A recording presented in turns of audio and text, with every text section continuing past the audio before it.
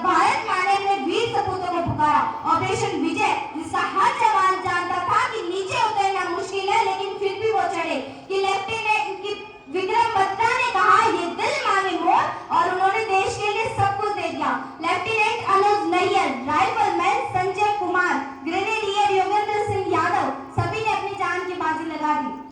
उनके खून से कारगिल की बस लाल हो गई थी, लेकिन उन्होंने तिरंगे को झुकने नहीं दिया। हजारों परिवारों की आंखों में वह दर्द अब तक नहीं सूखा था जो कारगिल में बरस गया था। और पाकिस्तानियों ने 22 अप्रैल 2025 को एक चाल और चली और 26 निर्दोष नागरिकों को उनका धर्म पूछकर मारा।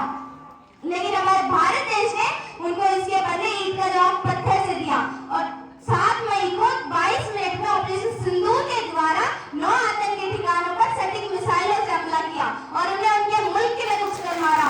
धन्य है वो सैन्यबल, धन्य है वो मां, जिसके वीर सपूतों ने अपनी जान की परवाह न करते हुए हमारे लिए अपनी जान की बाजी लगा दी। चलो आज सिर्फ एक भाषण न देकर एक वादा करें कि हम सच बोलेंगे, मेहनत करेंगे और इस देश को वैसा बनाएंगे जैसा हमारे शहीदों ने सपना देखा था।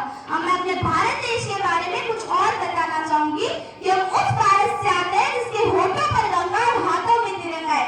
वह भारत जो कभी सत्यम शिवम सुंदरम, कभी वंदे मातरम और कभी पंजाब सिंध गुजरात मराठा द्राविड़ उत्कल बंग है।